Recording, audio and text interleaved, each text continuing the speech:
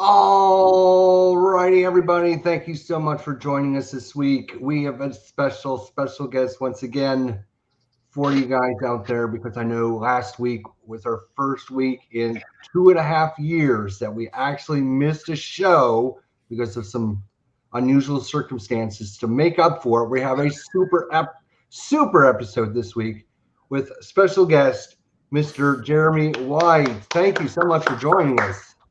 Well, thanks for inviting me, Kurt. It's quite an honor, quite a privilege. Appreciate it. Well, thank you. I wouldn't count being on our show a privilege or an honor, but you're welcome. Thank you for coming on. Wait till the end of the show, Jerry, and then you might regret it by the end. I'm not gonna promise. We're not like any other sort of war game vlog. I didn't know that. Where's the exit button? Well, everyone, as I mentioned, we missed last week. Unfortunately, lots of other issues going on, but we're back this week, better than ever. I wanted to give a big shout out to everyone and everyone know I'm doing okay. We're hanging in there. We're recovering. Everything's going along just fine. There he is. There he is. Look, where were you, Mike? Yeah, there he is. Where was he when we were having all the technical difficulties? I tell you. Lots to talk about. We got a lot to catch up on. Hey, I gotta ask Ruff a question here. Oh God. So I was in Disney World last week, which was one of the reasons why we didn't have a show. And I went to every English person I could find to ask them if they knew you. You guys are like this big, right? Don't you guys know everybody? You're like this big. Don't you guys know it? Nobody knew you. I was upset. Nobody knew who you were. I know we get this all the time. We go abroad and they go, "Oh, you're from England. Do you know so and so from Scarborough?" And you go. Now, I will tell you, I did not ask the Irish or the Scottish. I didn't see any Welsh, so I didn't ask them at least. So those those are different countries. Tony, you're a fool. I will say I did have somebody from Ramsmead was one of our servers and actually reminded me very much of you. Ramsgate. So I had my rough fix. That's not a million miles away from me. Oh, yeah. So you said he was from Ramsmead. I think it was Ramsmead. Ramsgate. Yeah. Ramsgate. Ramsgate. Yeah. Ramsgate. Yeah. Yeah. Kent. Yeah. Yeah. So it's not too far away. So I just have to say, no, I was very disappointed. I thought you guys knew everybody. Yeah, you guys over there think we know everybody in the whole country because you think, because we could drive for 4 hours and fall off into the sea. You think that we know everyone, yeah? But we don't. So anyway. No, the British people were very nice there. I had quite a few conversations with them. They were very pleasant to speak. Of course we are. If Jeremy went to visit, he'd be like king after a week. He'd like own the whole country. I'm sure of it. Pretty sure. Well, at least it's not Luxembourg. Just imagine if you were from Luxembourg. Yeah, that I can understand. You've got to know everybody living in Luxembourg. There's only about 350 people. Where are you located, Jeremy? You're on the West Coast, is that right? Yeah, I'm in Santa Barbara, California. Oh, okay. That's nice. It's not. It is nice. It is. Yeah. It's the weather is always nice. In fact, it's so nice that when the weather is not nice, we go, it's so nice. The weather isn't nice because it's such a nice break. Right. Yeah. Yeah, I couldn't do that. I can't do nice weather all the time. I got to have my rainy days. I would actually prefer to be on rough side of things where there's extra rainy days. Oh, no, you wouldn't. No, you get fed up with it. You'd think, oh, it's lovely. Listen to the rain. Lovely. Oh, it sounds so romantic. No, after about 4 weeks, you get fed up with it. So I could see that. Yeah. I could see that. I don't know how Jester stays in Florida. I was just down there and literally I walked out the door and was sweated through my shirt already. Like it was that. I'm like, I don't get this. Why do it's like the Amazon jungle there, isn't it? Yeah. You can look at the poor guys in the Pacific, Oh my God! Those guys over there, especially the ones that have come from like Kansas, who's never dealt with anything like that. That's just Kyle wants to know: will there be time to ask Jeremy questions? Yes. There will be time at the end. We'll give you guys a few minutes when we're done with them. we got to beat them up first, right? So we'll soften them up. We'll send them some softballs. Yeah, we break down the walls, and then we let everyone else come in. He'll lose all sense of reality, and then he'll say things he really shouldn't be saying. Uh-oh. Well, now Ruff has got probably a man crush going on right now because I have actually. Yeah, if you guys don't know about our guest here, he designed Ruff's second love. I have to give it. First stroke second. The other game, first stroke second. Okay. But he does come top because I've got the other game, some of these other games. But Atlantic Chase. Oh. It's Marmite. You must realise that, Jerry. It's Marmite for people who either love it because it's so different. I immediately saw that as I'm in London at the Admiralty House. There's the map. There's these. It's somewhere along here, chaps. Where is it? And there's the Germans. They're somewhere along there. And there's one in Berlin as well where they're going. Wonderful, wonderful idea. We'll ask you about how we come across that. But I've got. Enemy Coast Ahead. I've got the Reich. It's wonderful. Oh, great! I haven't got a clue what you're on about and talking about. I've even P500 that blooming submarine. I thought submarine, and then it's what? American Civil War. So I've even ordered that. I don't care if it's got your name in it, Jerry. I'm sorry, I'm a bit shilly, aren't I? Oh, I'll shut up now. I'm sounding a bit funny. Just wait, Jerry. He'll eventually ask you for a free game. It'll happen, I guarantee. Excuse me, but yeah. I'll keep one hand on my wallet the whole interview, the whole session. He loves your story. So I do. I don't know how you do it. I can tell. Thank you. That's great. And I'm not just saying it's the way you write the rule books and all that. Yeah. It's. Yeah, I have this tutorials, of course, and did a whole video sequence. Did all the tutorials, videoed them all on my channel. Fantastic, just love it. I don't know how very much. Across it. Going into the release of Atlantic Chase, I know we previewed it on our show. We normally were doing the GMT P500s, letting everyone know, okay, these are the games coming up, blah blah blah. It finally got released, and it sold out like literally during our show. The last copy in the world was sold to somebody. And I had ordered it on our show, and nobody else could find any out there. So, what do you think of the reception to just how as soon as it was released, just immense respect by everyone out there. How did that affect you? Well, it was unexpected. I mean, I was taken by surprise. GMT was taken by surprise, obviously, because they're not. I mean, I think from their point of view, and I can't speak for GMT, of course, but I imagine that they would prefer to have games in stock rather than not in stock. But at the same time, they don't want games to linger for 10 years because that's a problem.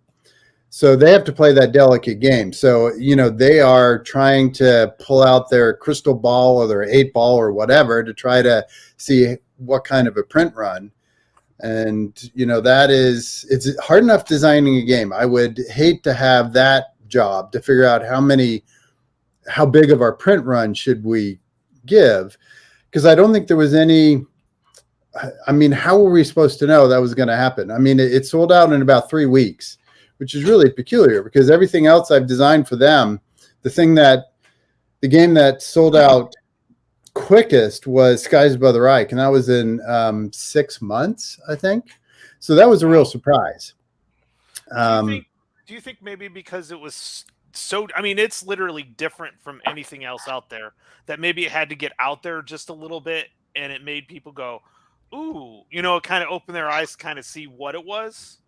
Maybe, it was peculiar because as soon as they started shipping, GMT has its P500 with its various categories, and you watch a game go from not there yet to made the cut, et cetera, et cetera. And you can tell that as soon as a game starts to charge, that bumps up, the numbers start to happen. The little ticker goes a little bit faster. But then it stops usually when it ships. And then the numbers maybe go up very slowly. With Atlantic Chase, I was watching it and it didn't slow down at all, which was bizarre. I mean, it was almost like it made it go faster. And that meant that people at that point are paying full price from GMT. And I'm wondering, why are people doing that? You could do better. There's so many other ways to buy that game at that point. You know, you have to wait a little bit. So there was a kind of run on it, which I don't think any of us anticipated or understood, because I've never really seen that before. It's not like I'm glued to the P500 or anything, but you know, with some games I do watch just because it is an interesting little construct that GMT has going there with its P500 system that seems to work so well for them. And it's interesting how it works and the nuances. But yeah, it was a surprise, but it was a nice surprise. But I can't answer that because, you know, the game that I have another game right now, as you mentioned, the Infernal Machine, which is a Civil War sub game. That's also quite different in a lot of ways, but it's not, you know, it's going up pretty slow, which for Ed Ostermeyer and myself, we're happy about that because we like to work kind of slow. We're not done with it. So, I mean, one of the things that bother me about Atlantic Chase is that I expected it to be on the P500 for like a year before it made the cut, but it did it in 3 months. And it was like, crap. Now people are asking, you know, when is it going to be ready? Like, is it going to the art department? And I'm going, no, nobody was supposed to order this that much for a while. I thought I had some time. You know, and with some of the slower games, you know, in terms of P500, you kind of want them there for a little while, so it gets some exposure to kind of build up some interest. And Infernal Machine is working properly that way. So, but you know, is it World War II versus not World War II? Is it, you know, is the topic just too obscure? You know, who can say? There's an interesting alchemy there in terms of what interests or motivates somebody to click the P500 button versus, you know, I'll wait on that one. I don't know. It could be, but it's Atlantic. It's not submarines, even though they're there. It's ships, but the mechanics are so different. It's not like a normal hex encounter game. Mm-hmm. Yeah. So I don't know if it was that. I think GMT would have sold it quicker if they'd have put on there that there was a 70-page solo book. And I didn't. That's why I didn't order it initially. And then Mike said, you know, there's a 70-page solo book. And well, no. And of course, it's too late. I had to wait until it came over here. And I was lucky. I got the last copy from our shop, Second Chance Games, over here. And but if they'd have put there was a 70-page solitaire book in their description, I think that would have just that would have gone like you would have been worried. Sorry about that. Yeah, because you know, it's interesting that you know, originally Atlantic Chase was just a 2-player campaign game. That's all that it was for like so long. And then I decided, you know, I created a 2-player Sink the Bismarck scenario just to kind of test the game, so to speak, because you've got this system, you want to make sure that the system can get in the ballpark of historical accuracy, historical simulation. So I had that at the ready. And then Gene Billingsley, he's always telling designers, you know, if you put a solo version of your game in there, it's going to do better. We appreciate it. You know, he doesn't force that on you, but he encourages it. So, you know, I thought, well, okay, you know, it was a kind of interesting design problem. How am I now going to make this into a solo game? And it was like, at first I thought there's just no way. So I took that as a challenge, and it was, you know, I learned a lot in doing it. I don't know if I would want to do that aspect of it again, because that was hard to do. Sorry, Joe, most of your games are solo. This was your first. Yeah, but you know, it's different when you with Enemy Coast Ahead, for instance. I go after those because the situation lends itself to solo. You know, I mean, in the Dam Buster raid, why would you do a 2-player Dam Buster game? I mean, what is the German player gonna do? You're going to sit there and not only that, but how, as the designer, are you going to tell the German player to forget that you're going to get surprised and those Lancasters are going to show up above your reservoirs? You have to be surprised about this. You know, how is that going to work? So obviously it's it's an asymmetric game, and Enemy Coast Ahead is all about information and, alert and trying to get information. And yet in trying to get information, you may be passing on information to the enemy. And that just plays better as a solo, because there's a lot of things behind the curtain that you don't want, to use a Wizard of Oz illusion, that you don't want the player to necessarily see. But you want them to pull certain levers that are going to have certain effects, and they're going to have an idea of what those effects are, but they can't know the actual effect until the Lancaster arrives above the reservoir. So it just lent itself. Yeah, exactly. Yeah, exactly. Because it's 9 p.m. here, 20 past 9 in the evening. So we got me usual. Oh, good. I'm just having tea. But if you were drinking. But with Atlantic Chase, the problem there is I've been working on it for so long as a 2-player game, and I don't like the kind of solitaire games that basically give you a robot, an AI to play another player. I don't mind the AI or the bot, but I would rather have that bot or AI take the role of the weather as well as the enemy's actions and all the things that are outside of the player's control, not necessarily another human player playing a game.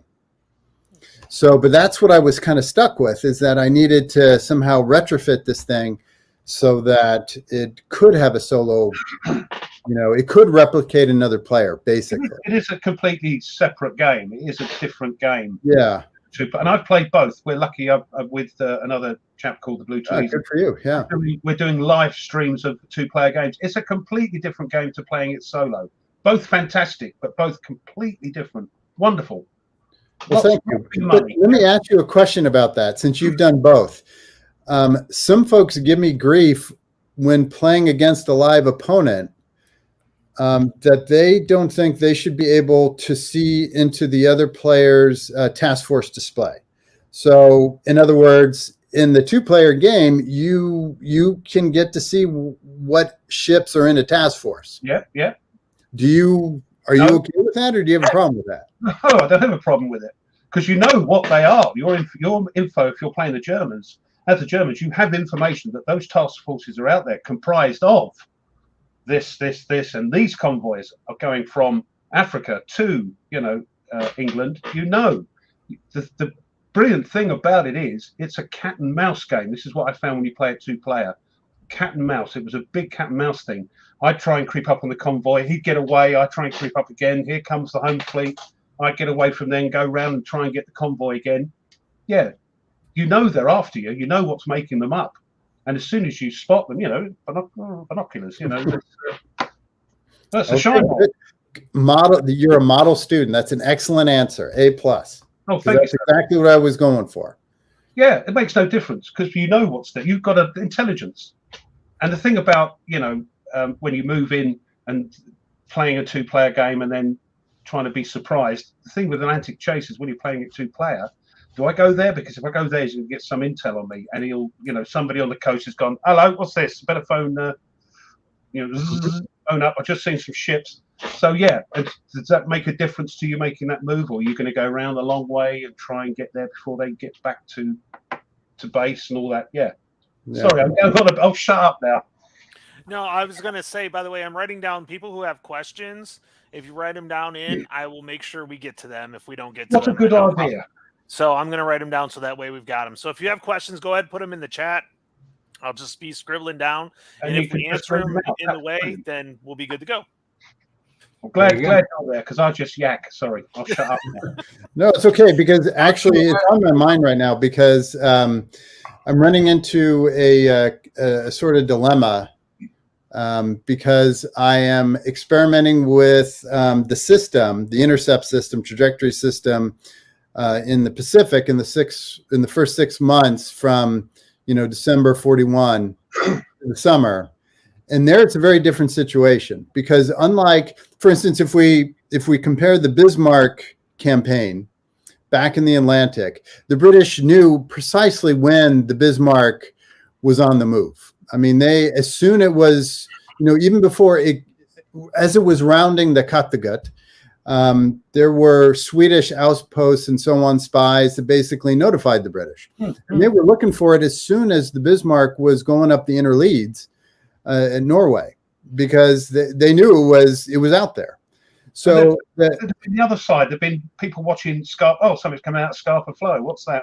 Yeah, exactly. So there was never any, there were, and besides, there's so many British battleships and so many cruisers and so on that, it was inevitable they were going to bump into one or the other. But in the Pacific, it was actually a very different thing. The biggest dilemma was the task forces with aircraft carriers the admirals and vice admirals and so on were reluctant to launch unless they could be sure what the target was. For instance, at the Coral Sea, there was some regret on the American side that they had launched against a smaller aircraft carrier and not a larger one. And that was just a mistake. So there was always some hesitancy about that, because they might identify the task force, but there were so many, especially for the Japanese, there are so many different task forces because of their Yamamoto doctrine of trying to split up and fragment their force. It could be a very confusing picture.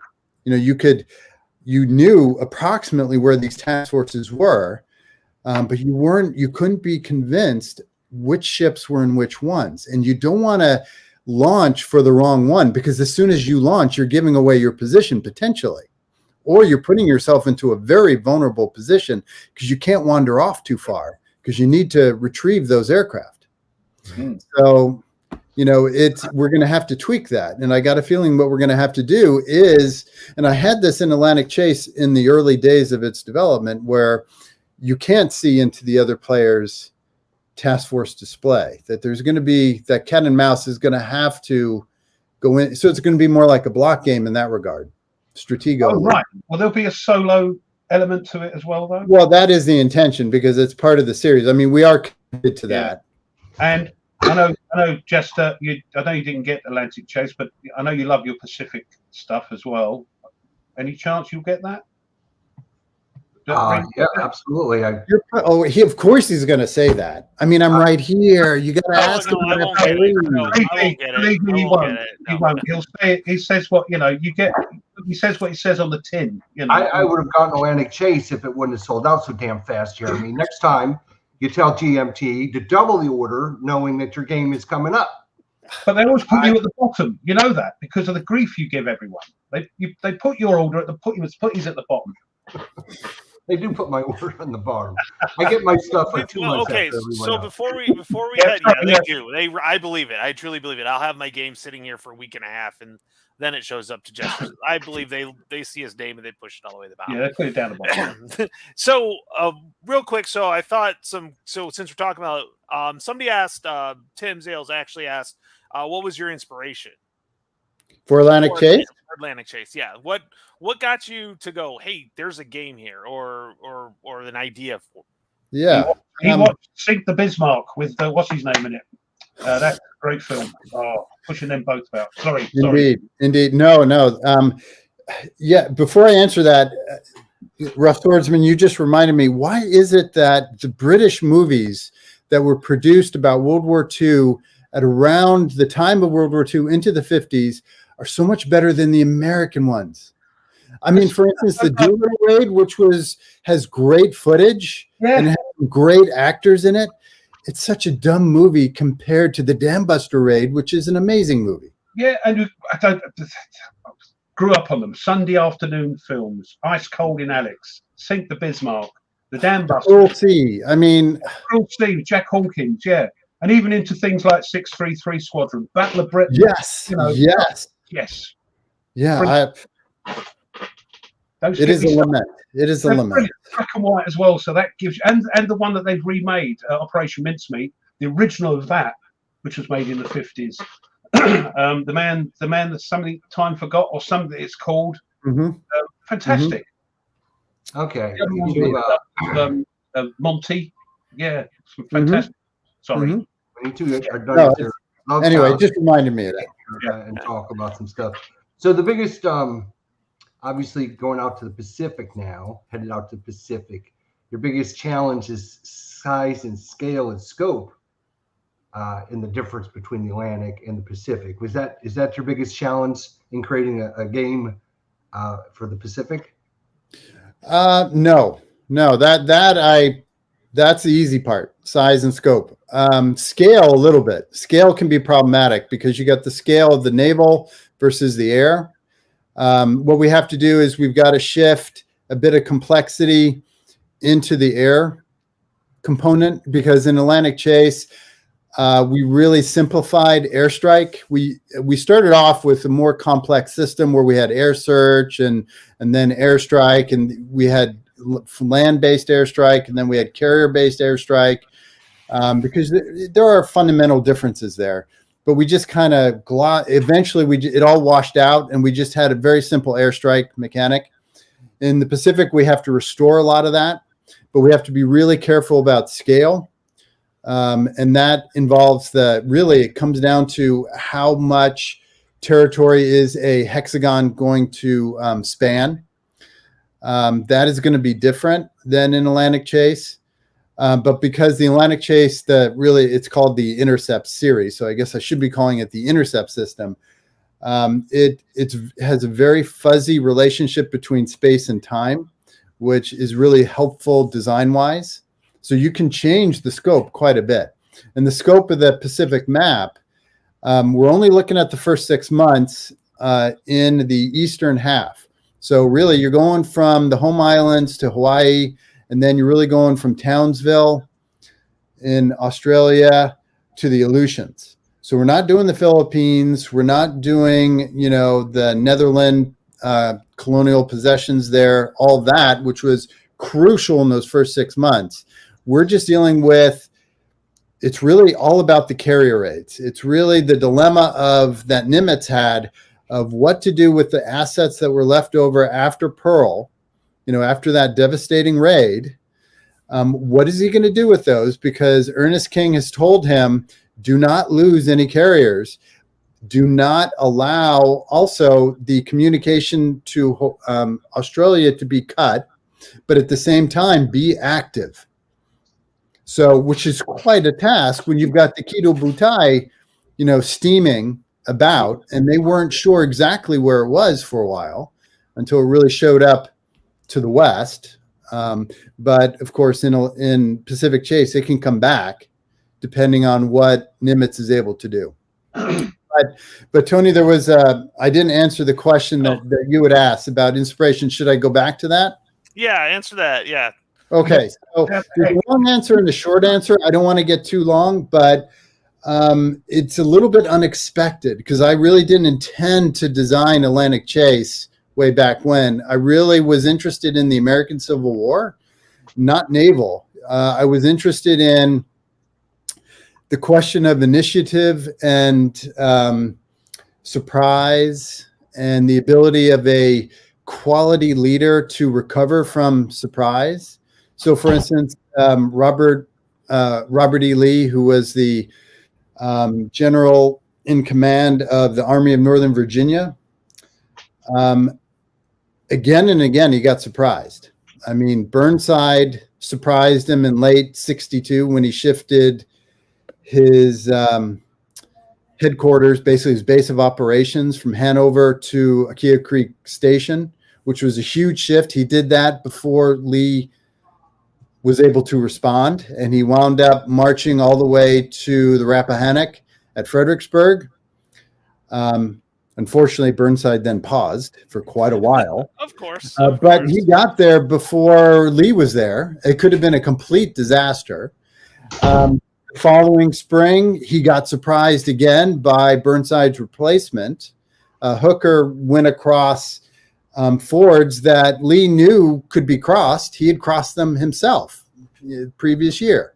And that sparked the Battle of Chancellorsville. He got surprised in '64 when Grant did exactly the same thing across some of those same fords. So time and again, the Union generals were getting the jump on Lee, but then Lee would respond so effectively.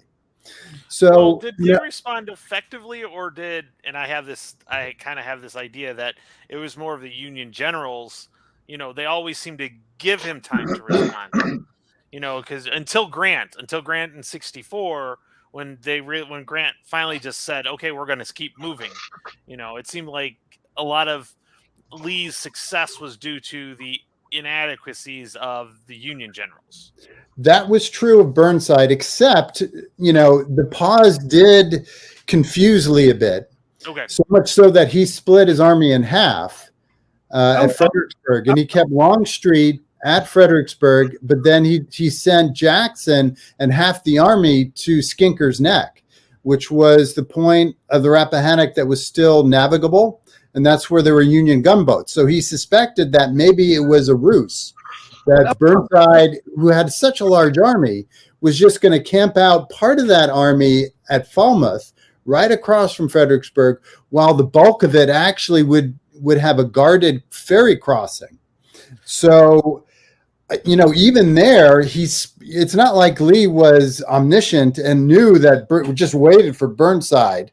I mean, Jackson barely got there in time. So you're getting your inspiration. Hold on, Tony. Hold on. How's this answering the question? Well, that's what I was gonna segue back to that. So you got a naval surprise game out of General Lee in the Civil War. Yeah. So you had mentioned. Okay, so let me paint the picture for you. So it's 1864. You've got two armies facing each other across the Rappahannock River, and they have mapped out all the fords, so they know all of the crossing points. They have mapped out the battlefield. Lee knows that Grant is in command. He knows Grant is going to be crossing. As soon as the road's dry in the spring, Grant's coming across. The Yankees did it the year before. So, of course, it's going to happen again. So they all know this. So what happens? So in the spring, Grant gives the signal to let those armies cross. And they do, right? And he's pretty much figured that what we need to do is we got to get through the wilderness to the other side in Spotsylvania County, where there's going to be open territory. And then our bulk of numbers will be able to overwhelm the smaller Confederate army. But the key is speed. We got to get through the wilderness. Likewise, Lee understands all this. He knows that his army is dwindling, while the Yankee army is getting bigger. So he needs to intercept that move in the wilderness. So, and he has briefed his 3 corps commanders on this. So it's only a question of time and when things are going to start. But again, it happens. Grant gets the jump on them. They get across, they lay down those pontoons, they get across the fords, and they are streaming through several trails and roads through the wilderness on the way towards Spotsylvania County.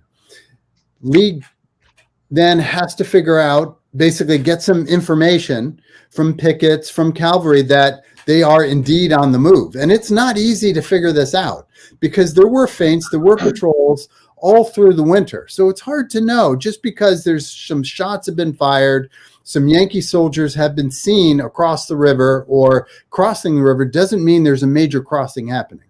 So that's why so it's understandable that he gets surprised. But what does he do? He splits up his 3 corps and sends them as fast as they can go into the wilderness on an interception course. So, and you look at the maps, say the maps that accompanied the official records, that have, what do they have? They don't have these dots showing the various units.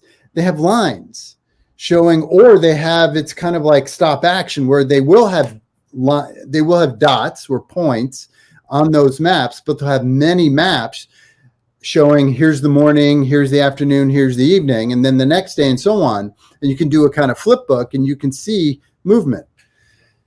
So I was kind of munching on all that and gradually just thought, what if we don't represent a division or a corps or a regiment as a point in space, but we represent them as lines, as vectors, as trajectories. And when you do that, then what is the game space now? What is that map or game board? Now it's not the hills and the forests and the creeks and the fords of the battlefield. Now it's the general's map. So you can imagine that tent the night before the battle, and the generals are convening. You've got the corps commanders and the overall commander. You've got Grant and Meade, and I imagine Grant with a stub of a cigar. And he's literally drawing lines, and he wants this corps going this way, wants that corps going that way. So I thought, is there a way to do this in the game? So that's what I started with.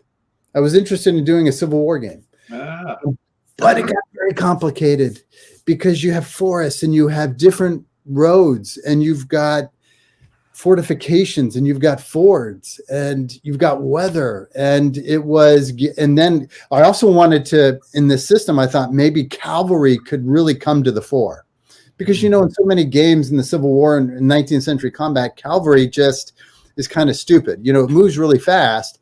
It's like really weak infantry that moves super fast. As soon as it gets on the battlefield, you want to just, push it to the side because it doesn't have a role to play. But they were crucial during this period because of information. And I came to the conclusion that Lee was very good at what he did because he was able to use the information he had very effectively. That he didn't, and Meade, or I should say Grant, was very much the same way. He didn't panic. He planned things in advance, and he had plan A, B, and C, and then he just sent it in motion and followed through. So because as I was working on the system, I was getting bogged down in the complexity. So I thought, okay, I need to stop. If this idea has any chance of, going anywhere. And by the way, this is long before I had ambition to actually publish anything. I was just kind of screwing around on my own. And just for the fun of it. So I thought I need a kind of laboratory where I take away lots of variables. So I could just focus on some aspects, some features of this trajectory system. And I thought, how about water? Get rid of all that terrain, because that was making things really complex. Take away all the terrain, you just have water. And now you just deal with everything else. You can really focus on position, time, and information. So I thought, okay, well, how about I'll have a battleship and I'll have a convoy. And I thought of the Scharnhorst final voyage at the very beginning of 1943. And I just had an 8.5 by 11 map, top of Norway, and I had the convoy going across. And then I had the Scharnhorst and its 4 or 5 destroyers going out. And I just started playing around with that. And thank goodness you did. Yeah, and it started to click. It started to work. And so little by little, it grew. And I thought, well, wouldn't it be cool to do the Sink the Bismarck? So I made a bigger map. And I think I had, at that point, I was thinking maybe magazine game, because I thought, well, this is kind of different. And eventually I took it to GMT like in 2007, I think. It was still really complicated. There were no wood bits yet. And I got mixed responses from GMT and so on. It's kind of a weird idea, but at that time I had way too many pieces, because the thing is that each trajectory, now if you play the game, that you put a trajectory segment, which is a wood stick in a space. And at that time, back in 2007, there were no wood bits. They were counters, and they had values on them. And there were no intel markers, no contact markers. There was just a kind of thickness to the trajectory and a thinness, because there's a lot of detail. And that's without terrain. You can just imagine what it was when it's on land. So it took me a long time to simplify, to get it to where it is now. Anyway, that's kind of the one. I meant to do a shorter version. Sorry. I'm jesting, but yeah, I can see where the progression has ended up with Atlantic Chase. Brilliant. Thanks. I was going to ask, Skies Above Britain, this is your first game with somebody else, with Gina Willis this time? Yeah, it's Gina Willis. Yeah, I've worked with other people before. Why has that happened? Why did you need it? Okay, great question. Gina Willis is amazing. Yeah, she's great to work with. Now, so let me go back just a little bit. There was a fellow by the name of Mark Osted, who's a friend of mine. We did Skies Above the Reich together. And he's great to work with too. A great designer, very smart dude, a dude who is like a walking encyclopedia of all things air related in World War II. When we had finished Skies Above the Reich, we were also pretty much done with Storm Above the Reich at the same time, because those were really two halves of the same game, but it was too big to do as one. Oh, that's why you did 2 years. Okay. Yeah. So that's how that came about. So I don't know if you've ever designed a game that has gone to publication, especially one that has a certain complexity to it, I should say. You get, what's the word for it? You get fed up. I mean, you just get exhausted to the point where I feel like by the time a game is being shipped, I just don't want to look at it. But of course you have to, because people start asking questions, and so you got to stick with it. So, Mark and I were just so done. We were just so done with Skies Above the Reich. But Gina Willis, who I had never met, just after got the game said, "Oh, I really like this game, but I'm really into Battle of Britain." So much so, she said, "I think this could work with the Battle of Britain." And she went on BGG and saying, "I think it could work with Battle of Britain." So I tried to respond to folks and, tried to be polite. And I tried to explain to her that Mark and I, years ago, when we started working on Skies Above the Reich, we said, we thought about that. And we came to the studied conclusion that it would not. Skies Above the Reich, you take that system and you pour it into Skies Above Britain, bad idea. This will not work. And the reason for it was, if you're not familiar with Skies Above the Reich, that game is predicated on a spatial idea, a spatial concept. The concept is really quite simple. When you have the heavy bombers of the B-24s, I suppose B-29s, but there aren't any of those in that game, because that was more the Pacific, but B-17s, they flew in what was called the combat box, which was developed at the very end of 1942, in part taking some ideas about overlapping gun zones developed by the British, the RAF, who had done all the hard work from hard experience before the Yanks got into it. Then with those heavy bombers, daylight bombing, the idea was that you put these B-17s into VIX, and you put those VIX or elements into a tight formation so that they will cover each other in terms of the many 50 caliber guns. There was something like 7 to 10 stations. I mean, it was brutal, a brutal landscape, three-dimensional landscape. And the idea was that these fairly unmaneuverable heavy bombers would hang together in formation, protecting each other in this box.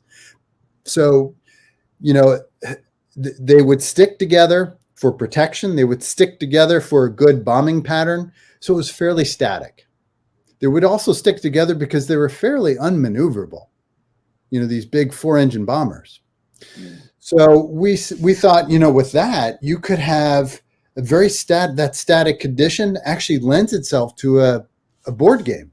So you just print those bombers onto the map. You have to take that third dimension, that Z-axis, so to speak, into consideration, but you could just lay a grid over it now. And now you just, challenge the player who has to intercept that with fighters or with whatever auxiliaries they may have at hand, and to try to tackle that lethal terrain. Basically, those B-17s were like flying pillboxes. Those fighters had to go and then try to dismantle that, loosen up that formation in order to be able to shake a B-17 or a B-24 out of the combat box so it could be pounced upon. Mm-hmm. So this is why it was that idea, that concept is what told Mark Ostedt and I, that this is just not going to work for the Battle of Britain, because the Germans had never developed the heavy bomber and to the same extent that the Americans and the British had. So they did not send large formations of heavies over London or the airfields or the radar installations. They had medium bombers. And that makes a huge difference in our mind, because the medium bomber, once the Hurricanes were able to get at the medium bombers, those medium bombers did not hang together to the same extent that the American heavies hung together. It just wasn't in their doctrine. In fact, if things got really sour, those bombers would start to jink and weave, to try to elude, which the American bombers would try not to do as much as possible unless they were forced out by damage.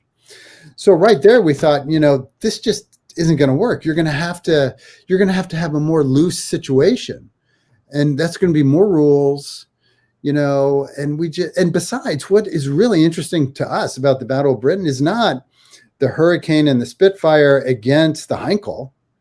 It's the Spitfire against the 109, or the poor 110 crew trying to handle a Hurricane.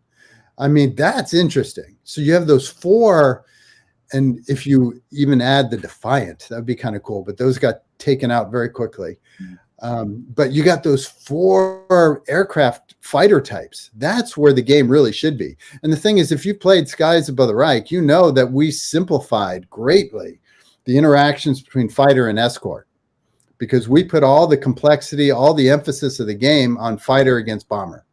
So I dutifully went on BGG and explained that to Gina Willis, and Gina came back and said, she looks like the type of lady that doesn't take no for an answer. Oh yeah, no, she came back and she gave me a very thoughtful answer, but basically said, "You're wrong. No, I think that system will actually work."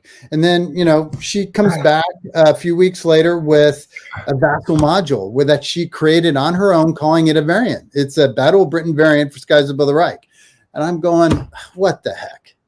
So and then she makes it available. And one of the things that impressed me about it was that she really understood Skies Above the Reich and all the mechanisms, because she ported that system into the Battle of Britain quite well.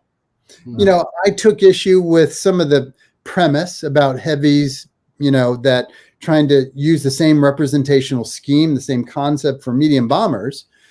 But she did add in ways to elaborate on fighter combat and so on.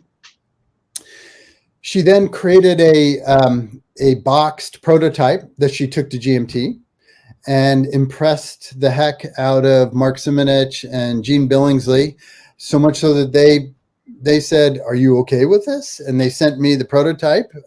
So Mark and I looked at it, and we admired the work.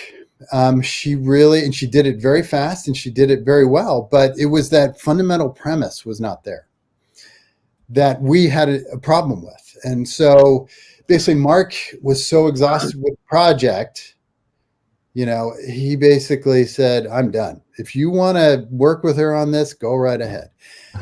So one of the things that Gina managed to do, she managed to rekindle my interest in the system, after being exhausted. So she and I started emailing back and forth, and I said, there's some really good things in what you did here. But I explained, again, I reiterated my reservations about why the system doesn't port well. And then I said, if you're going to do this, you really need to shift that complexity into fighters against escort, because that's really where the Battle of Britain happened. Because once the Hurricanes got into the chicken coop, those chickens were done. That's not much of a game there. so she agreed, and in our back and forth, we started, ideas started to happen. And after a while, I said, how about we design this together? And she said, that'd be great. And there you go. So that's brilliant. And it's soon to be available. Indeed. I did have so much fun with the Skies Above the Reich. Well, it's a card system and not a dice system. So, as the guys above know, that's a good thing for me. I can't roll dice. He's rubbish. So anytime I have to pull a card, I like that idea. Where he has to roll a die, you're terrible. Don't give me a die. Let's put it that way. So, but it's really neat because it takes the altitude into effect. It takes where you're coming from. So, are you coming from the front? Takes your attitude as a pilot into it. Are you aggressive or are you holding back a little bit, being a bit canny? It's not on rails, is what I really like. There are so many decisions to make. Some you make good decisions. Some it's a flip of the coin. You just kind of don't know which. It's like, okay, do you go back up or do you go, below? Do you go to front? Do you go to the back? I love this system and the way, and we haven't even yet kind of talked about how the rules go. Brilliant. How you write rule books, but I absolutely loved it because it's kind of the way I like to learn. Put the thing on the thing. Okay, read this and do this. Okay, now go to this thing and then do this, and then you read this. It works out so well because trying to internalize a 40-page rule book, it's you just can't. I can't do it in one sitting for sure, or even two or three. But seeing it and putting it into action, that's just phenomenal. So it's brilliant. With Enemy Coast Ahead, I did. I've got the what's the other one? Not the Dam Busters. The Doolittle, Dr. Doolittle. And I'd actually videoed my playthrough back to front because that's how you said to learn the game. Start at the end and work backwards. And I couldn't believe this. This was brilliant. And the thing with Atlantic Chase as well, it says, I'm going to hold your hand rough. Open the turn over the page, read these pages, go away, read them, and come back, and then play this bit. And brilliant. I don't know where that comes from. Does that come from normal board games, Euro games, or is it something you created yourself? Because it's unique. Well, thank you. I don't know how unique that is, because you just invoked Eurogames, and there are other ways. I've seen that before, something similar, I think, although I wasn't trying to copy anything in particular. But, to go back to Enemy Coast Ahead, the reason why I do it that way is because those games, in my mind, are the campaign. It's the whole shebang. But they're so complicated, though, that I found that in playtesting, I couldn't just hand them the whole campaign. Even if they could grok it, even if they could figure it out, they don't know what decisions to make as you're planning the mission, as you're modifying the aircraft, as you're training your crew. They're making random or dumb decisions. So I thought, what? If I have them start, I'll give them a Lancaster over the reservoir and just a little bit of the rules so they see how those mechanics work. Then when they're planning, they can, you want to work on your bomb aimer needs to get training. So it's a good way to get them up to speed for the real game. And then as I started doing that, I thought, this gives me an opportunity to present the game as a history. So those first 9 scenarios before you get to the campaign are basically just history in a box. And some of them, there's not many, especially those smaller scenarios, there's not many decisions to make, but you get to reenact what happened. And it does prepare you for the campaign, which is really the fun part, I think, the interesting part. Realize that the thing you decide right at the beginning is going to be issues for you right at the end. So what you do at the beginning influences heavily what happens to your result at the end. So those decisions at the beginning are so important. So working backwards, so you can see how things are happening. If you do this, you're going to be better at this, and then we'll move back another one. So you need this. So this works well. It's absolutely wonderful. Fantastic. Which all rules like that. Well, thank you. But that way, if we do it that way, then if the player plays through enough of the scenarios, then they learn by doing. The other option was that if we don't have those scenarios, then the rule book has to be so explanatory and so much longer, because then we have to explain to the player that when you make the decisions about who to train or how much training to do, these are the ramifications of your decisions right now. And that is just a whole lot of reading, and the player has to, it's so much easier to just learn by doing. And when I get a game, and Tony, this goes to your question, when I get a game, I tend to want to just open the box, set it up. I go straight to the setup, and then I will learn what I have to learn right at that moment. So I like going through the sequence of play, because I have no patience. I have absolutely no patience. I don't want to sit there reading the rule book, first. However, there are some games like Mark Simonich's the U.S. Civil War. I did actually enjoy sitting down and reading his rule book, and also a Mark Herman game. I enjoy reading his rules, and the late Richard Berg. I will read those. Puts all that funny stuff, extra exactly. stuff. He just makes me smile, and yeah. Yeah, reading the SPQR book is kind of fun. It's all his and it's like usually most, no offense, but usually designer comments, I'm just like, okay, what's the next rule? But his, I'm no offense, sorry. No offense taken, yeah. But like, I know his usually has some sort of like smart humor to him, so I'm like, oh yeah.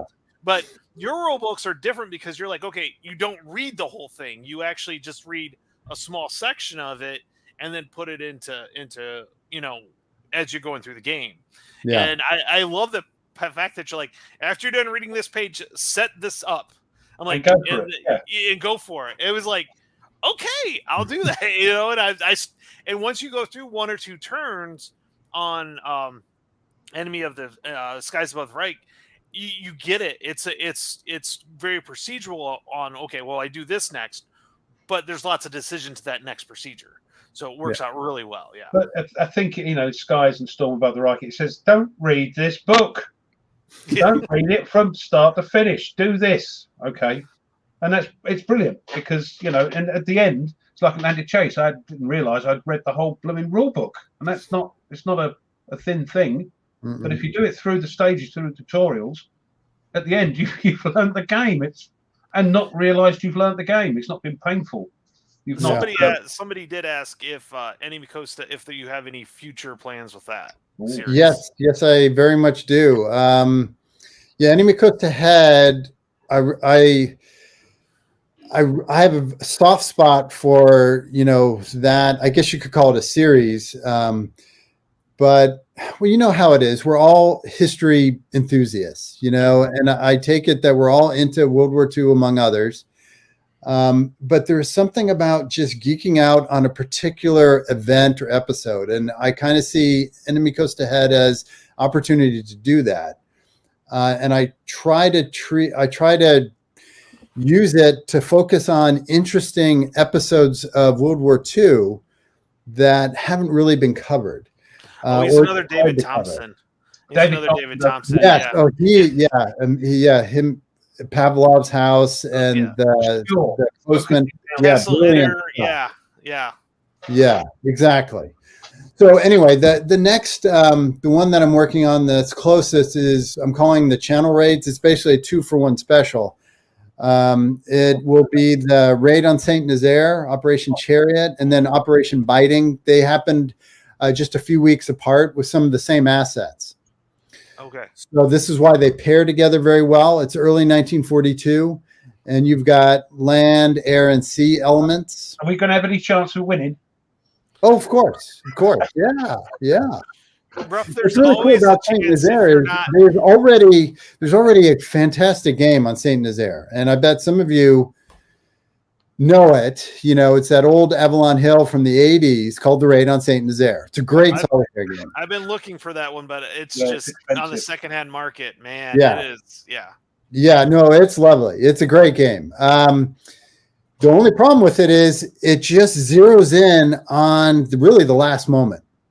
What is even more fascinating is the trip, the voyage getting there. that they almost got nabbed by a German destroyer. And if that had happened, they would have been toast. They basically had a lame duck destroyer, which is loaded with explosives. It's a destroyer that they got from the Americans after World War One. It was a World War One era destroyer. It was a bomb, wasn't it? What's that? It was a bomb, wasn't it? They were going to. Yeah, it was basically a floating bomb. That its sole purpose was to just smash into a dock, basically a caisson at one end of a lock. And around it were these motorboats. They had no air cover because it's at night, and they didn't want air cover anyway because that would have given away their position. And they knew if a German destroyer had found them, that would have been it. They would have had to scatter. It would have been brutal, and the whole thing would have been off. And then they had to find the estuary, and then they had to work their way through the estuary, and they had all these elaborate ruses including trying to do Aldous lamps to try to confuse the Germans to use their own signals, and they had reconfigured the Campbelltown, the destroyer, to make it look like a German ship, and so all of that is very interesting. And at the same time, they're also planning another Operation Biting, where they paradrop commandos on the coast to try to dismantle a radar station, and then drag all the bits of the radar station, which, the radar, it's the size of this room. And they're going to put it on motorboats or on landing craft and then take it back across the channel. We're bonkers, aren't we? We're bonkers, us Brits. Yes, yeah. And that one worked perfectly. Well, pretty much perfectly. Yeah. They actually did it. But they were planning both of those at the same time. And there was some thought given to airdropping instead of using motorboats for Saint Nazaire. They would have done it inland. And then those commandos, or those basically Colonel Frost, the early paratroopers, would have had to dash through Saint Nazaire to get to the docks and then get picked up by the motorboats. That would have allowed the motorboats not to have to endure all that time in the estuary. They would have come right at the right moment. And also the paratroopers would have created this diversion basically on the inland side. And it's possible that the Germans wouldn't have been looking quite so well at the estuary, and may have been able to pull that off. But in Enemy Coast Ahead, in that kind of system, you can try out all these different things. And there's the other one, isn't there? Not trying to give you any ideas about the one where they had the canoes going up and trying to put limpet mines on the ships. What was it called? Can't remember that. Hold on, let me see if I can find it. No, I'm trying to give you ideas. He's giving you more games to make. Yeah, that's fine. Yeah, as long as he can give me more lives or years on the life I have, that would be great. Right, exactly. Well, speaking of that, and since is this your main job, or do you have is this kind of like your side job? It's a hobby. It's a hobby. Yeah, it's we all design stuff, even if you've never published anything. I bet you've got house rules, right? I mean, war games, especially if you've been wargaming for a while, especially the more complex games, you're definitely tweaking them, and that's design. So this is just an extension of that hobby. And I think it was around 2005, 2006, I just decided that, since I was already designing my own games to a certain extent, or modifying existing games, that I thought, why not, make this hobby pay for itself? Because then it's kind of probably is going to be silly now, but I remember I bought Richard Berg's 3 Days of Gettysburg, 3 Dog, and I'm in the middle of a campaign with that one. $50, I remember, and I was going $50. I wish they were $50. I know. Yeah, I know. And I'm going, oh, gosh. So at that point, I said, this is getting ridiculous. Because I was getting to the point where my career was going good enough that I could actually afford this, but man, it just galled me that I was paying this much. So I thought, I'm spending this time designing stuff. Why, if I just and I thought maybe a magazine game or two, and just get a little bit of money so that I could have a pot of money that if I wanted to buy a game, I wouldn't worry about how expensive the darn thing was. So it just kind of snowballed. Jerry, that was the Cockle Shell Heroes. Thanks, Gareth. Cockle Shell Heroes Special Boat Service raid. Okay, what year? Oh, God. Will that be 40? Gareth, tell me. What year was it? Yeah, they'll help you. The chat's really good. Yeah, we have some very intelligent chat. So yeah, we've got some knowledgeable people. Great film as well. They made another black and white film. Cockle Shell Hero.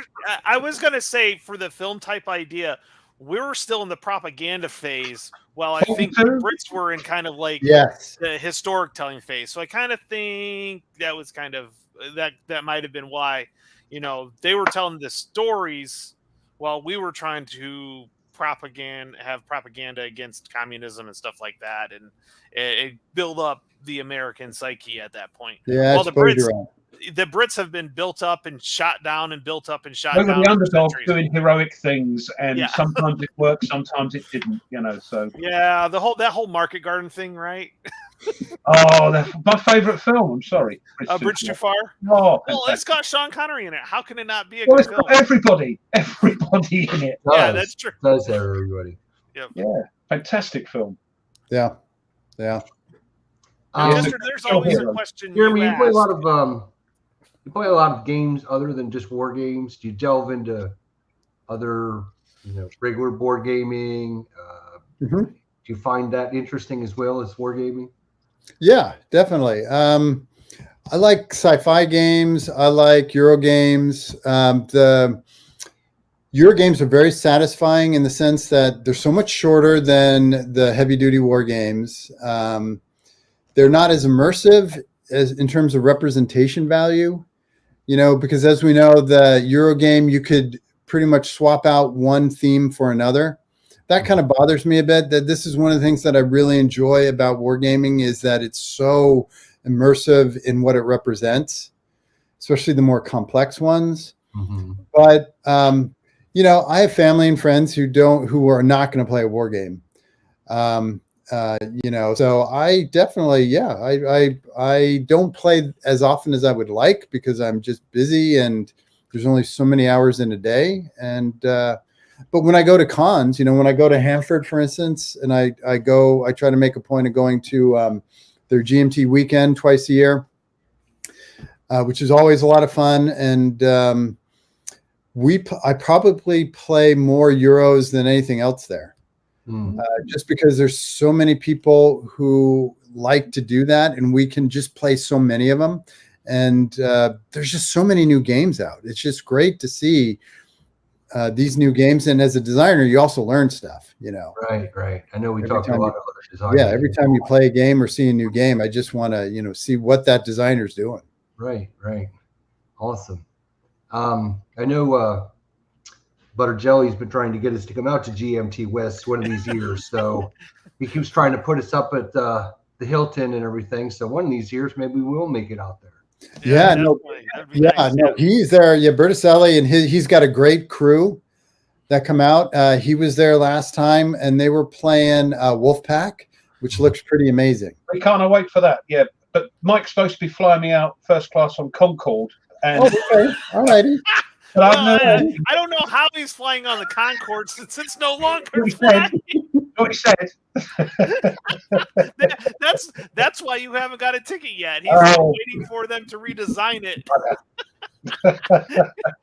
He's grifted me again. It's that yellow tank. It's that yellow tank, dude. Yeah. God. Yeah, it's good fun.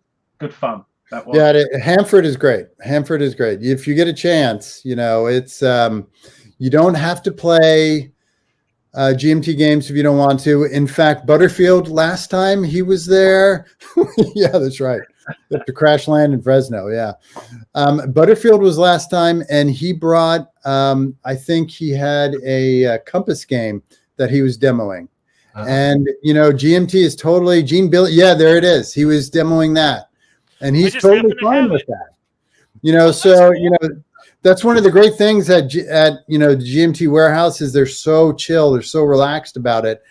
you don't, because I know some people always ask, is it okay if I sneak in a non-GMT game? It's like, heck, you can play test a non-GMT game and they won't mind.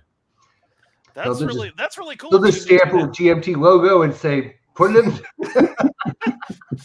Add it to the queue, boys. Well, it may be one of those things that Gene's like going, I should sign him up for something, because you can test out designers if you're seeing what they're play testing, That's true. How many times have I seen, I've been in the hobby for, the boys are 10, so 10 years, because I got into the hobby when my twins were born. So, because I needed something to do. The twins didn't give you enough to do? Well, they took naps at times. Now they're 10, so now I'm back to having more. It kind of went a lot of time to very little time, back to I have a fair amount of time. But I've seen so many games start at one publisher and then go to another publisher. So if somebody's got playtests, and there's no guarantee that that's who's going to end up absolutely publishing. I mean, more likely than not, that is, but. To me, that just makes smart business sense. I reckon Gene goes around in his sort of Homburg hat with his cane, saying, "I'll make you an offer you can't refuse." We've been waiting to get Gene on the show one of these days. Oh yeah, no, that you definitely should. Yeah, no, Gene is great. I mean, I wouldn't want to be in his shoes during one of those weekends because he is inundated by. He's the busiest guy going during that weekend because he's got every designer is coming out of the woodwork to show him something. And he tries to give as much time as possible. But I think, from my sense, I've worked with Gene now for several years, and my sense is that, he looks at the so-called competition as only semi-competition, because basically realizes if another game, especially a war game company, does well, if they're selling more product, they're just building the market for everybody. Because I'm sure, Tony, you're not just buying from one company. No. You're probably buying from many. And certainly the designers are designing. It seems like Butterfield is designing for all sorts of companies, and Dave Thompson is definitely designing for multiple companies, and it's Mark Herman certainly is. It's all good. Even Mark Simonich is, and he's one of the owners of GMT. So it is not a cutthroat, as far as I can tell, from my point of view. It's not a cutthroat industry at all. It's a very mutually supporting industry, which is great to be a part of. Yeah, it's not that backstabbing you get in like a board game world where it's more is more for everybody. The more people, more people playing, more people making games, the more people play games and sell games. Yeah, absolutely. Very unusual. Very unusual. First time I've come across this. I've been in this about 4 or 5 years, and it's a very unusual situation that everybody gets on with everybody else. There's no backstabbing. Well, there's always, but generally speaking, everybody loves everybody else. And that's wonderful. I wouldn't go that far. Well, I wouldn't quite go that far. I like to think that, and I'm having a drink because I love everybody anyway. He loves everyone, Jeremy. You can't pull the wool out. All right, I'll drink to that as well. Yeah, these are rose tinted. We had this discussion a couple weeks ago about the state of wargaming. We talked a lot about that on our show. Where is it? And the topic a couple weeks ago was how to make wargaming more sexy, how to bring it back into how to bring it back into the fold, so the younger kids, the younger generation, look at it and they go, "Ooh, this looks interesting. This looks like fun." Do you have any ideas of things that we could do as wargame designers, wargame companies, wargame, just us people that host shows? What can we do to make wargaming more mainstream, more cool, put it back in the spotlight? Wow. Yeah, I'm not, I'm a 20th century guy, so I'm not sure I'm the right person to ask. And besides, I'm the one who designed Enemy Coast Ahead, which is a pretty complex game. I would say, if you haven't already, Dave Thompson. I mean, get him onto your show because he is a wonderful way of designing. of taking complex, military situations. Too good looking. He cannot come on the show. Yeah, nobody would look at the rest of us. That's for sure. Yeah, no, I mean, follow him. See what he's doing and how he's going about it. But don't you think, like when we were young, when I was young, my father was into World War II. He played a few games, but I was building Airfix models, Spitfires. I loved the war films. I was well into it. Nowadays, maybe war games and war in general isn't so. Not if you look at the video games. A lot of it's now the video games. I suppose Call of Duty and all those games. I hear the kids talk about it all the time. I'm not coordinated enough to play video games. I don't have hand-eye coordination. So is it then that kids just like to not think and do this rather than reading a 60-page rule book? Yeah, maybe. I mean, look at, we discussed about games that would be maybe sexy for newbies. Nice, easy entry games. Mm-hmm. But it is I think you need a combination of very enticing graphics. I think you need interesting mechanics so we can learn from the Euro side of gaming, because there are interesting set of mechanics and also the parameters that you get in a Euro game. Nobody loses. See, one of the problems with, as we all know, it's traditional hex and counter war game. As much as I like them, there comes a point in that complex, very long-winded game at which one player is losing. You're losing, or on the other side that you are definitely winning. And there's something very pleasurable about that moment. But then sticking with it, I don't know how long you want to stick with it, is not so fun. And plus, you've already been playing it for 8 hours now, and you're looking at another 8 hours if you play it to finish. That is not sexy. So the Euro game, in many Euro games, you don't know that you're losing. Sometimes you don't know until the end, or if you are losing, you're not losing by that much because things can change. No one is left behind in a Euro game. Yeah, you lose, don't you? In the Euro game, if it lasts 3 hours, it's considered to be a super long game. So and this is where Pavlov's house definitely is hitting that spot, and by stealth and sea and so on. Even though it is a longer game, it can be with the campaign situation. I think he's definitely zeroing in on those same parameters. Yeah, the Undaunted Normandy, which my daughter keeps bugging me about. I've got to get that. Maybe try. Mind you, I had Atlantic Chase out, and the boy walked past me. What's that then? What's this sticks thing? What's going on? And I explained. Train game. Yeah, I said, come and play then. So I might be able to get him into it, and get him to play something. Yeah. So, but to address that question, it's one that I think we have to keep asking ourselves about, because we do want to spread the hobby, I think, to the next generation and so on, and outward. But we have to realize that in terms of what our games represent, it is a niche. Not everybody wants to immerse themselves in war. That is off-putting. So there are some inherent or natural limits to it. But I think also warfare itself, the boundaries of what warfare is changing. For instance, in Infernal Machine, we are embracing in that design, if you play the full campaign, you're going to get into some financial situations that are very interesting, because that was part of it.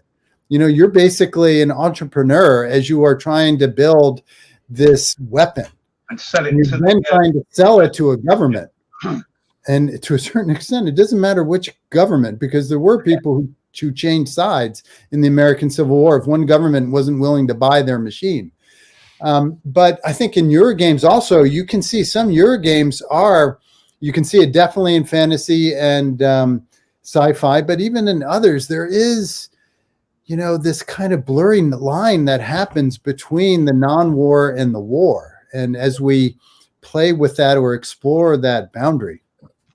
So, I don't know. I think that there is room for expansion because there's so much to learn from warfare, and what leads up to war and then the aftermath of war.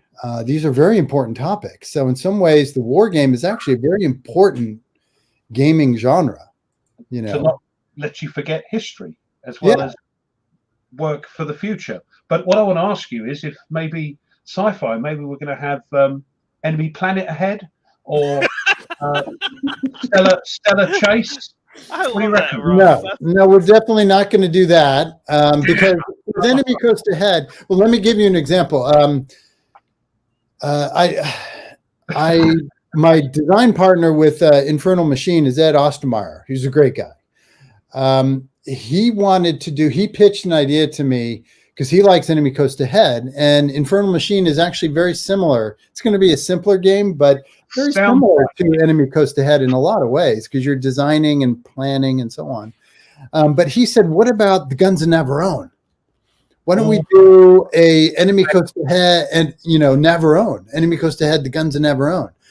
And he really got into it and started designing it. And I could see exactly how it could work. And then I had to stop and said, wait a minute. No, that was a complete fiction. There's no island Navarone. There were no guns on that fictional island. It was from a book written in the 1950s. It was totally made up. And that to me would cheapen the whole Enemy Coast Ahead thing. Now, I don't mind somebody designing a game, and I would love to play a game that is the Guns of Navarone. I just don't want to call it Enemy Coast Ahead because there's a certain respect. I want a historical event. So I could see, doing something like that sci-fi. But I think if it's sci-fi, I'm willing to tolerate a certain level of complexity and detail and tediousness in a game if there is historical representational payoff. But if I'm going to do sci-fi, I would want it to be simpler. Mm-hmm.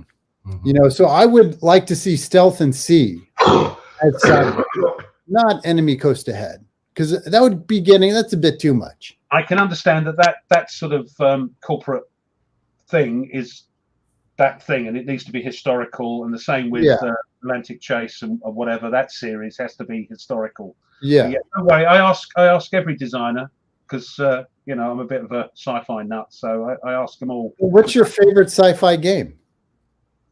At the moment, it's Space Empires. Oh, okay. I helped play test that in the very first generation. Yeah, because I remember I was friends with the first developer, and so we would just go to his house and play games. And I think it was Andy Lewis gave him the game, and at that time it was a 2-player. And he said, we got to make this a 3 or 4 player. So we kind of did that. And unfortunately, I wasn't a very good play tester because I concluded it will never work as a 3-player. Mm-hmm. It's broken. That's how much I know. Yeah. But then I love the solo aspect of it. And also like Herman's sort of sci-fi games as well. The 50-foot Colossi and Dimension X. The 50s throwback, basically. Yeah, lovely. That's me on a Saturday at my father-in-law's house. Those games represent that. So yeah. Yeah, I just like sci-fi. So I ask every designer, so don't worry. One day I asked Greg Smith, I said, Mike, he went, no way, so. What did Greg say? I didn't see that one. What did he say? We gave him fantasy. We gave him a great idea for a sci-fi game. He said he was going to work on it. So okay. I'm still hoping, fingers crossed. Well, he's churning out this other stuff, which is fantastic. I do like Greg's games. But he's great. We ask everyone. Wow. He's retired, and he is just, he's productive, that guy. He's crazy. But I'm really looking forward to his Sentinel game. The one, it's the Atlantic, but you're not the submarine, you're the destroyer shepherding a convoy. Yeah. I think it's about time he did that, because I think that's going to be amazing. He brought out a 2-player game, and I lost it with him. I said, "What the hell are you doing, Greg?" You know, he sometimes goes to Hanford. He hasn't for a while, but he is a hoot to play games with. I don't know if any of you have had that chance. He's got an amazing sense of humor, and he is so freaking competitive. It's great to watch him lose. Does he storm off and walk around in a circle? No, but his volume level and just his voice, his gestures, his intensity just ratchets. Like that, I think we're all like that. But yes, brilliant. So sorry, apologies for takes a back seat a little bit. What's that? His friendliness takes a back seat a little bit. No, he's good. I've never seen him unfriendly, not in person, that's for sure. No, he's a great guy. Well, guys, we're going to have about 15 or 20 more minutes with Jeremy. If you guys are waiting to ask any questions, I know Tony's been writing them down. We've got the ones that I've caught, but yeah, I wanted to make a comment. Salvador has a good. I'm actually trying to work on that. Actually, World War II. I'm a teacher, yes. Jeremy. So I teach history. I teach 10th and 11th graders, and I'm actually, I haven't been, but I need to get back play testing Mr. President, which I'm on summer break. So. Hurry up, because I'm waiting for that. Yeah. So Mike wrote me into that, and we've started like 5 games, and we keep finding stuff. So it's good. I'm enjoying it. It's going to be fun, and I'm going to use it in my government class because I figured out a way to do it in government. Oh, great. We were playing, and we got to get back with Tweez to continue playing our Versailles game. I'm going to use that as well. So I plan on using these games in my classroom and creating curriculums around these games so they can learn. Because the one thing about games is, you're going to learn the history. It's different. It's a neat way to learn the history. But there are also a lot of them using critical thinking skills, learning how to think problems through. And so when I teach history or social studies, a lot of what I'm teaching is how to think things through. Not really, I teach the subjects, but I try to teach things how things go through. So it's so that is definitely something, Salvador, that I'm working on, and I would love to get more teachers involved. And I think if I can get more games and create actual plans for them, lesson plans for them, I think more teachers would be willing to do it because, I did an 18xx game, so the train games in my econ class, and the kids had a blast with that. So that was my first four way. Yeah. That was my first try. That was my first try into putting games in a classroom, and it was very successful. So I do plan on doing that more. Oh, sure. Kudos. Yeah. And I think that will also build what we're talking about. These kids see these games and see how high production they are. If I get 1 or 2 out of a year, that's all I'm looking for. Yeah. Yeah, we got 1 or 2 is all I need.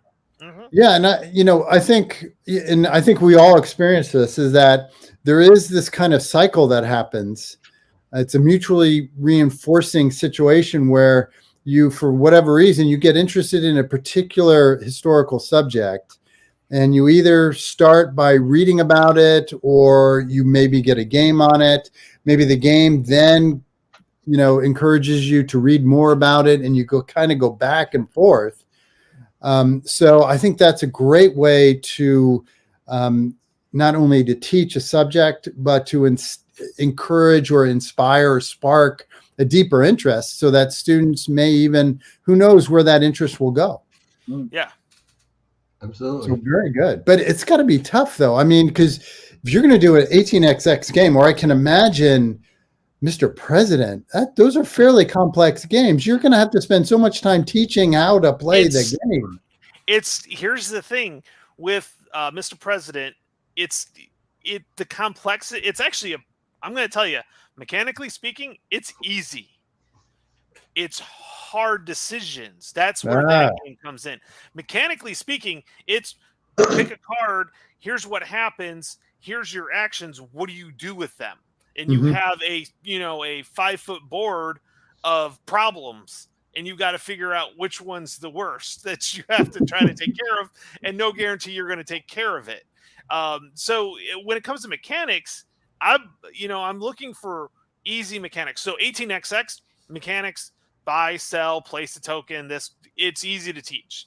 Now the nuances of how the game plays, it was fun to watch them kind of figure out oh, if I do this, this happens. That self-exploration, a lot of because I did it in groups, it was so neat. So I try to find easy mechanics, but it can go deeper if the kids want to really look into it. Matter of fact, so the first day I introduced 18XX, one of my students came in the next day and said, there is a whole subculture of that game. I'm like, oh yes, there is. I go, yeah. So, and the kids know I play these games, these war games. So, I'm always like, oh, well, I tried this when, like, if it was a battle we're talking about and I had played a game on it, I'm like, well, I played this, I simulated this using the game, and I was able to explain, well, I did it this way because they did it this way and it didn't work. Well, this way didn't work either usually because I have to roll dice. So, but it's interesting because you do get that. Oh, okay, I see what is coming up here. You're like, well, why didn't they just go across here? You're like, well, that's a raging river that you can't cross. Oh, it's like, because a lot of times they see maps, when they see like a river on a map, you can't see the ferocity of the river, like you can't cross it without a bridge or pontoon bridge or something like that. So all these getting these things. So yeah, it's expanding how I teach, and my administration is all for it. They love the idea, and they always want us teachers to be innovative and then share out. What's interesting a lot of times about teaching that I found out is that more teachers will share how they're successful than in a lot of other industries. Mm-hmm. Because, if you're in a sales industry, you don't want to tell so-and-so next to you how to be a better salesperson, because they're going to take sales away from you. So, but with teaching, we're all there trying to grow these kids, make them, good citizens, people that when they get out of high, critical thinkers, like productive people, just productive, add production to the society, make society better. How do they make it better? And so that's, if we can find a better way to do it, that's where to go. So that's fantastic. As you said earlier, it's only one or two a term or one or two a year that go on to play these games and learn about history and learn about things. That's great. That's one or two more in the world than there was. Yeah, you never know. I mean, I think there is. I think the wargaming subgenre is diversifying a bit. There are more designers who are skilled enough to do the simpler games and still make them interesting. So I think as that happens, as that grows, and as Eurogaming can't be denied. I mean, it is a force to be reckoned with, especially in terms of market growth and so on. So I think it's probably going to continue to grow, because it's just, you can't escape. If you're into history, you just can't escape war as a genre, unfortunately. No. But I'm curious, Tony, have you ever, do you also use coin games? That's my next step, because I think the mechanics are a little bit more difficult on these. So I'm really going to focus on the Mr. President. And also I've got to have the right topic with what I teach. Yeah. I just don't have the right topic yet with the topics I teach. So I teach modern American history. Okay. So pretty much so that kind of gets thrown out. I do teach government and econ. That's where, Treaty of Versailles I can do. I could probably do Churchill. Which Fire in the Lake. Fire in the Lake. Yes, that is the one I could do. Fire in the Lake. But that one, out of all the ones, I would not really want to start. But I actually am, this year I've talked to, that's a complex. That one's, there's a lot more. Cuba Libre, Cuba Libre, that's modern history. I was just thinking Cuba Libre. Yeah. So what I would probably end up doing, because there is a lot of American history in that, is we have our school testing or our state testing in April. So that pretty much leaves me most of April and all of May to kind of do whatever, because I'm not tested anymore. So, as long as it's similar. But I have a group of 4 or 5 that want to help me next year, students, that is, that want to stay late, or if they have study halls, to come in my room, and then they can help me develop the lesson plans for either this year or later on. If I was you, Tony, if I was you, and it's devious, if I was a devious person, I would be bringing in under my arm, under my cloak, ATS. and try and indoctrinate them with that. I know that's your one of your big loves. So so sod the American Revolution. Let's look at this. Well, I teach World War II, and actually I have to scale back World War II because most of the time the kids, most of the kids are like, "Are we going to talk about World War II? Are we going to get to World War II?" Yes, we're going to get to World War II, but first we have to expand out west, and then we have to deal with we have to deal with the Spanish-American War, and then we have to deal with World War I. We'll get to it. But yeah, there's a lot more to that. But yeah, I literally could teach a whole World War II class. And if I did, I would definitely be using games throughout the whole thing if I could. Well, it reminds me a little bit of Bruce Mansfield, who is a high school teacher. He designed Gandhi, the coin game. I do like Gandhi. That's different. He also tries to incorporate gaming into his classroom. Okay. So yeah, you should probably reach out to him. Yeah, you really should. Yeah. Yep, definitely will. Yeah, he's a great guy, very generous guy. And very smart guy. Now Gandhi, the reason why Gandhi got me, and Jester, you played Gandhi a little bit, didn't you? I have, yes. Yeah, is that it is there's a non-violent faction in it, which is different than any other coin game.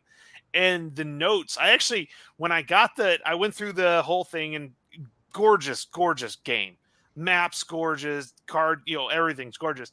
As I started reading the back, which I usually never do, about non-violent revolutions and how more effective they are than violent revolutions. All we hear about are the violent revolutions that succeed. Us kicking Britain out, that's the obvious one. But there were so many more. Like I think they said, like it was 70% of all revolutions are nonviolent. Successful revolutions were nonviolent. So that's got to lead you to believing that, all these people that think that, hey, we got to take over violently, whatever, that's not, usually it's the nonviolent is more acceptable. People understand it a little bit more.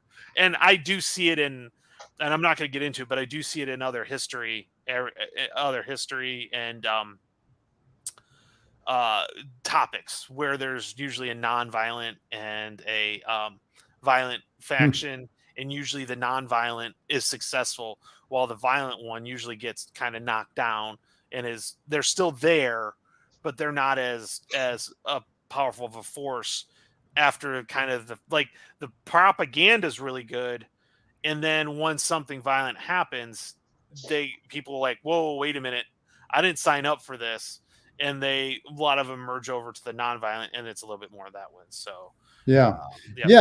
And the nonviolent as a strategy, as a practice, can't exist without the violent. I mean, it's opposite sides of the coin, and there's always the threat of it. So yeah, it's a very interesting topic, and it was about time that I think coin embraced that aspect. Yeah, so I'm a coin junkie. I have everything that's been released. These and they are auto buys for me. I can't get into it, but these two are coin junkies, and I've tried. Just Chester, have you gotten all of them yet? Or are you still missing? I'm missing For Liberty or Death. It's the only one I'm missing. Which is, by the way, my favorite of all of them. It's got a good battle system. I like it, and you can nitpick all the coin systems because hey, the American Indians can win. I'm like, well, yeah, if you look at because they're asymmetrical, they all have different goals. I would not want to play the Indians. I think that one is really good 2-player. I think it's a great 2-player game where you have the British and the Native Americans, and then you have the French and the revolutionaries. Yeah, because which is interesting playing that game because you're the insurgents. As the Americans, we're the insurgents. The colonials are the insurgents. Get out of here. Yeah. So it's a little different. It felt really, really different. So having said that, I have P500, the new coin one, the little mini one about the British with the the three games. It's three or four different games. Yeah. I've done that. Just to see, and Red Death. No, what is it? Red Dust. Red Dust. That's sci-fi. See, so that might be the one that brings me in. Yeah. I'm interested to see how they take as what you've talked about of the enemy coast ahead, and keeping it historical. Well, coin historical, and now they're doing this little branch off. But Right. I think coin is a little bit better for that. Yeah. Than like the enemy coast ahead idea, because that is one specific event in history that happened, and Right. you're trying to recreate it better or worse, depending on how. Yeah, zooming in on that episode. That's Right. all the planning and all the bits and pieces, and then doing the raid or the attack or whatever it is.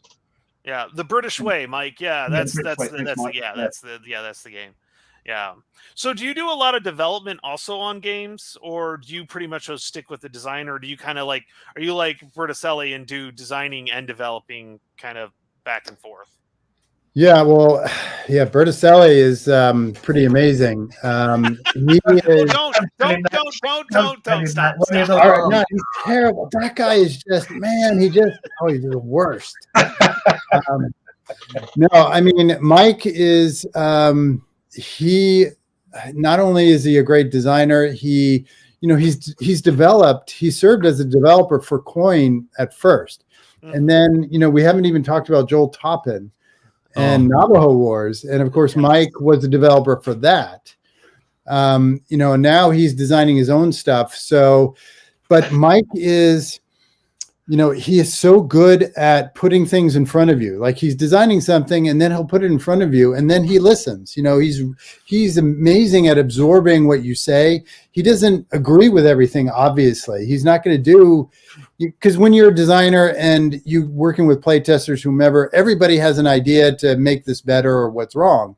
So you have to have a good filter. I think he's got a great filter and he knows how to put really the right people together. I mean, his team on Wolfpack, one of them was an officer on a nuclear sub. So, the technical side is covered. Mm-hmm. So that's Mike.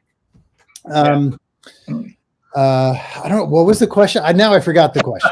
Developing and so you do both developing and design. Yeah. Well, I do the graphics for the most part. So when you're doing the graphics, what's great about that is you can really test things out. So I really feel for the guys who they're not doing their own graphics, so they do the design and then they have to hand it over to somebody. But the thing is, these board games, they are graphic designs, that you interact with. That's really what a war game is. They are interactive graphic designs. Gotta have that when you set it all up and look at the map. Well, but the thing is, when you've got a card or even a counter, I will catch myself trying to put too much onto a card or too much onto a counter. So, I don't know about you, but I no longer have the patience. I no longer have the patience to work with or even play a game with a half-inch counter, a tiny little thing that has like 10 values on it. Oh my God! Yeah. I'm going some games that are out there. I will play a Dean Essig game with half-inch counters. They will have a lot of values on them, but he knows how to make it readable and how to make it all work. But there are some designers, my eyes are getting that way too. But, there are some with a half-inch counter. If I have a half-inch counter in one of my games, I'm going to have maybe 1 or 2 values on them. And one of those values is going to be a color. Right. You can distinguish if you limit it to a light color versus a dark color. That's tones, yeah. But otherwise, if you have more information, then the counter is not the right device for that. So the graphic choices are design choices. Is that your background, design then, and graphics and art and all that? Is that your background? Is that your full-time job? No, not really. My background is in architecture. Oh, right. So I use a kind of architectural design process, and then I've just gradually, because in architecture you're drawing a lot, I've just gotten to use over the years Illustrator and Photoshop. Yeah. So gradually I just tried to, I've learned from doing games, but yeah, just a lot of time spent dorking around with the various programs, and that's basically what I do. So, and with wargame art has gotten a lot better over the years, but when I was starting, designing my own games in the 90s, it wasn't that hard to match, the standard. Yeah, now that standard, 3 numbers at the most. yeah, exactly. And you were limited to the number of colors that you could actually use. Exactly. So I like the maps. I like those sort of. They picked the most gaudy 3 colors they could use. But white, green, red. That's great for me. Brown. Great for me. White, green, red, and brown. Pretty much. So what were you designing in the 90s that we might have heard about? Well, I wasn't publishing. I was just doing my own, I would just screw around with it. And thing is, I like the nice components. So if I did my own house rules with, say, my own counters or my own tables, I would try to match the style of whatever game the house rule was for. So I kind of learned that way. And no, so we're going to start winding things up. Best non-Jeremy White game that you played since January 1st this year? The U.S. Civil War by Mark Simonich. Okay. You would give I was doing that solid. Oh no. Oh no. We broke him. Great game. I knew we'd break him. Say that again, Jerry. You went there for a minute. Oh, he's back. You play that? Oh, I did? Oh, sorry. U.S., to answer your question, the best game that's not mine since January that I've been playing is the U.S. Civil War. Mark Simonich. Did you play that solo, or did you play that solo? Oh, really? Yeah, I prefer Hex Encounter war games of a certain complexity solo. How did you do that? Because that's one of the reasons I didn't get it, because it didn't have a very high solo. I know you can play anything. I can't go by that. I know, but it's things like cards. It's not a CDG. It's not a CDG. It's a Hex Encounter. If you can do any Hex Encounter, you can do that one. If you can do Ardennes 44 or Holland 44, you can do that one. Okay. All right. Okay. Yeah. No, amazing. And it's if you had the VG version of it, this is totally different in my mind. I know he started with that, but it is so much better. It is such a nice design. Did you last all 4 years, real quick? Usually actually at first the Union was losing all the time. Okay. And then I went one of the games and I played like 10. Because it became, for a while, for several weeks, it's what I did to basically take my break. At the end of the day, I would just go in there and disappear from the family and everything else and get away from email. And and I put down a few games, man. Wow. But I did go the whole way as the Union and just won at the last turn. Yeah, that was very cool. I've heard some people actually only go. The people that have successfully finished the game have gone 2 years. Like, so either somebody's not playing really well. Well, it's got enough depth that, when I first was playing them, I could not figure out how to get the Union to win. They would lose in 1862 because you have to keep a certain historical threshold. Okay. In that game as a Union, you want to build your assets and then launch your attacks, but you can't afford to do that. You get pushed into going too soon and you just got to make it work. Okay. Jester, you got more questions? I'm sorry. I didn't mean to interrupt. Oh, no, I was going to ask him, we talk a lot about the way wargaming is really coming of age. It's the golden age of wargaming right now with all the games being released. Is there any one facet or something that came out in the last 5 years that really innovated wargaming, made it, popular again?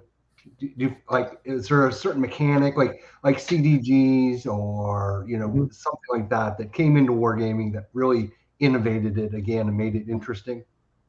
I don't know if I can point to any particular mechanic, but I could point to an approach, because for me right now, I think it's,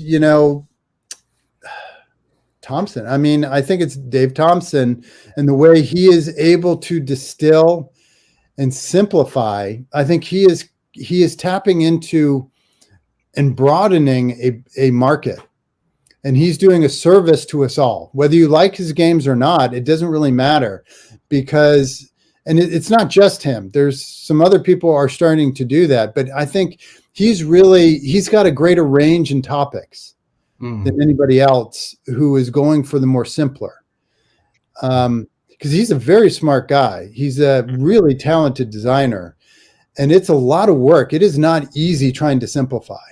So I think he is riding that crest. And I think Mark Herman with Fort Sumter, and now we're going to see Buchanan Harold with his China Sea coming out very soon on that same model.